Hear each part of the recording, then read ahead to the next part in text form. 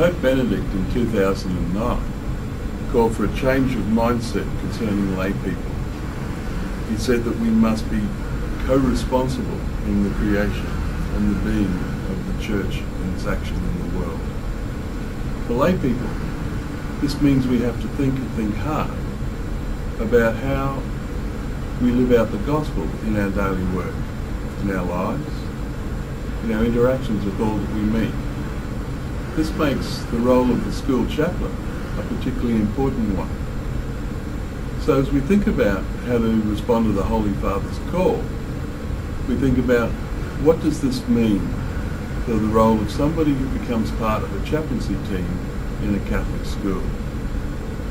Perhaps one of the most significant signs of our times is its constant over-busyness. Everybody is far too busy, too much of the time. As a result, much of society is soul-sick. The young struggle with identity and belonging. Most people wrestle with questions of meaning and purpose because meaninglessness and purposelessness are sick signs of the world that we live in. Thomas Merton said, we must slow down to human tempo and we'll begin to have the time to listen. And as soon as we listen to what's going on, things will begin to take shape. Catholic education at its best moulds the very being of people, both who they become and how they live in the world. In this secular world that we live in, there's some parallels that we can find wisdom from our scriptures. And the parallels are with the Hebrew people as they moved from being slaves in Egypt and they journeyed towards the Promised Land.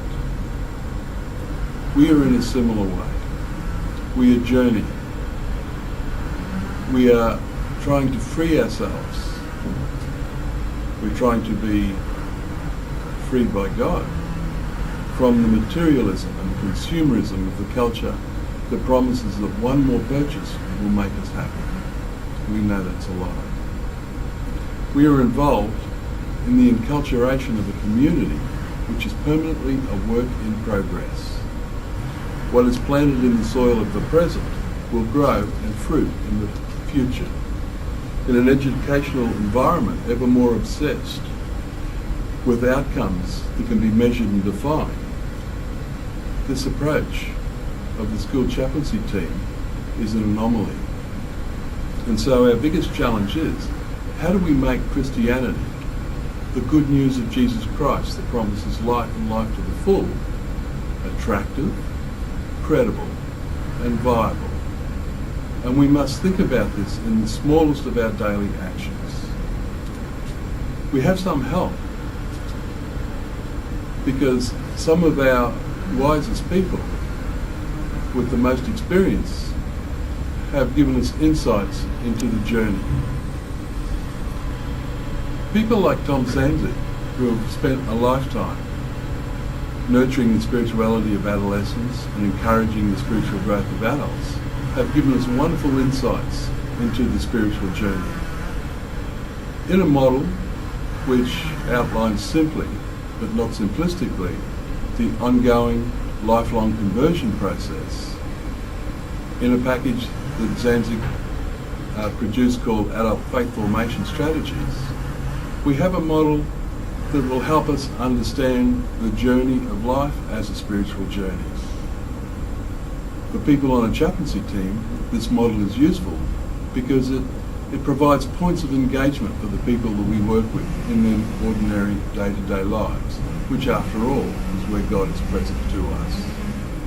Also, we have insights from people like Michael Downey, and in his book, Sometimes We Dance, Sometimes We Wrestle, Michael demonstrates and explains how that their adolescents have naturally different ways of engaging the sacred.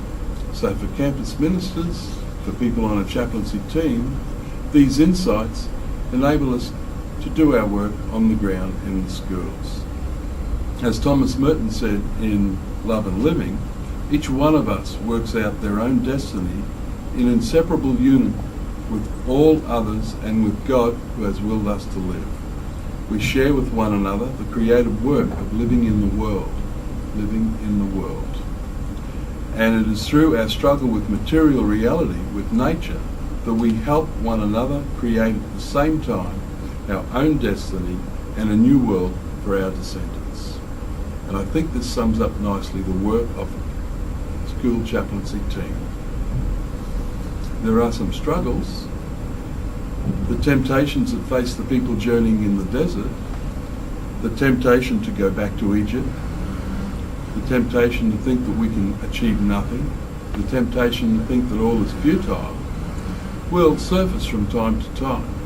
So we revisit our scriptures and we contemplate them in the context of our work, and once again we find that God will lead us through. We can, when we come across struggles and difficulties, we can also reflect on Jesus' own struggles, his temptations in the desert, the temptation for success, the temptation for popularity, and the temptation to power. And once again, by reflecting on our scriptures, we will find the wisdom that will lead us through. As St. Francis de Sales said, have patience with all things, but chiefly have patience with yourself. Do not lose courage in considering your own imperfections, but instantly set about remedying them, and every day begin your task anew. We are called to be faithful. The Holy Father has called us to participate in the Church's being and action in the world. And in doing so, we are forming the young, that in their time they will take on the responsibilities of taking the good news to all nations.